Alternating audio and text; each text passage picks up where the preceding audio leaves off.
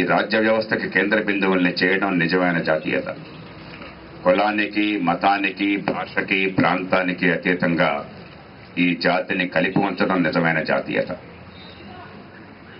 చివరిగా ఒక్క మాట, ఏమండి, మా బతుకులతో మేము జీవన పోరాటంలో అలసిపోతుంటే ఈ జాతీయత, ఈ జాతీయ పతాకం, ఈ జాతీయ గీతం, ఈ రాజ్యాంగం, ఈ గొడవలంటే ఏంటని వినకపోవచ్చు. 62 ఏళ్ల క్రితం ఈ జాతీయతని మరిచిపోయిన నాడు, ఒక పక్కన స్వతంత్రం వస్తూనే మతం కారణంగా దేశాన్ని ముక్కలు చేసిన నాడు 15 లక్షల మంది మనిషి క్రూరత్వానికి బలయ్యారు. కేవలం వారు పుట్టిన మతం కారణంగా. వారి పాపం చేయాల అన్నం పుణ్యం ఎరిగిన అమాయకులు బలయ్యారు. 1.5 కోటి మంది శాశ్వతంగా శరణార్థులైనారు. వారు పుట్టిన గడ్డ నుంచి వారు వెలివేయబడ్డారు. అటు పాకిస్తాన్ నుంచి కావచ్చు, ఇటు భారత్ నుంచి కావచ్చు.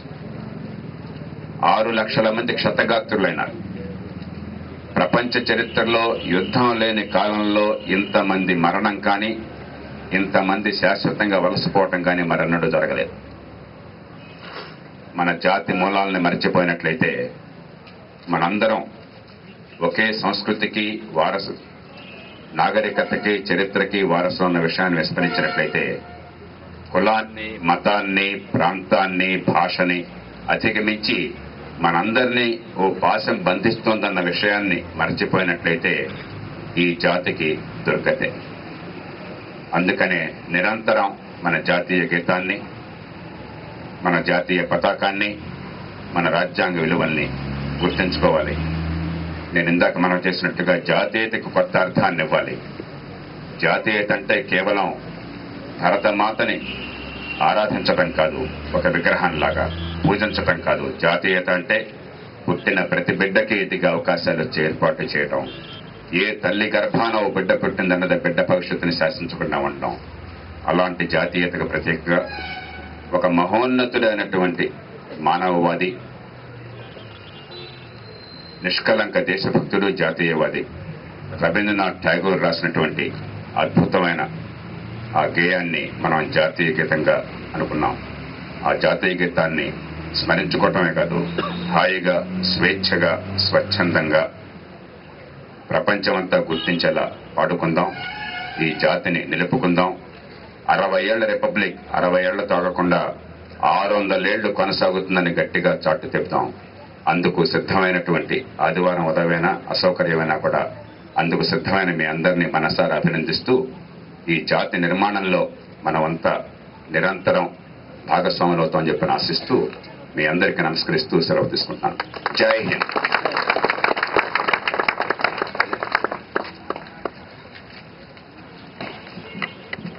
నేను మీడియా ఇన్వైట్ చేస్తూ అడుగుతా ఉంటే వాళ్ళు అన్నారు ఎవరు వస్తున్నారండి అని చెప్పారు. ఎవరైనా చీఫ్ గెస్ట్ లేకపోతే ఎవరు.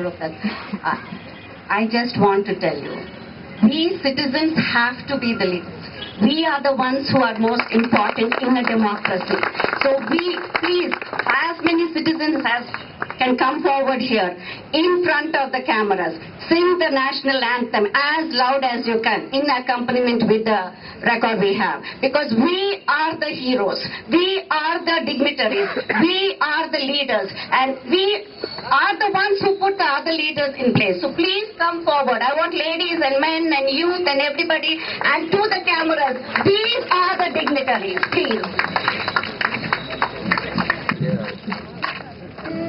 Okay.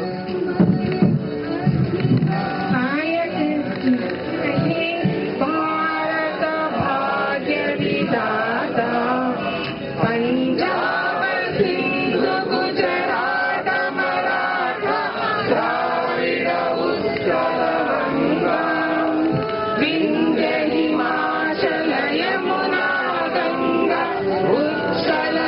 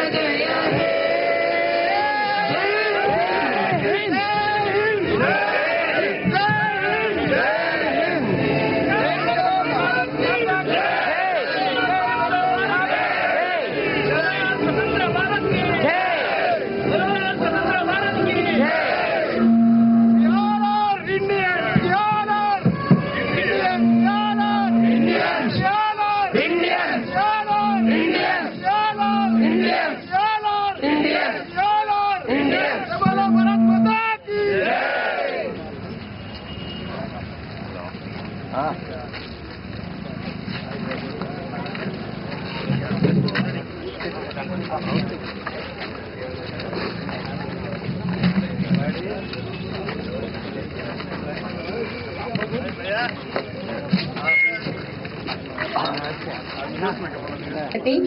so, we are very proud to tell you we wound up the briefing by 8 o'clock. And I think this should be the tradition for everybody else also. And we are proud to keep it, and thank you for helping us with it.